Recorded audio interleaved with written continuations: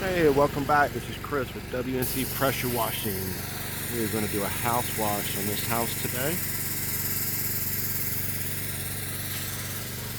And yes, there's a lot of companies out there that can do a house wash, but there's not many that can actually remove the copper off of your chimney.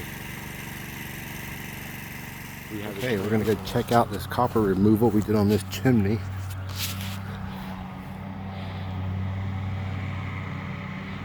You can see all the copper is removed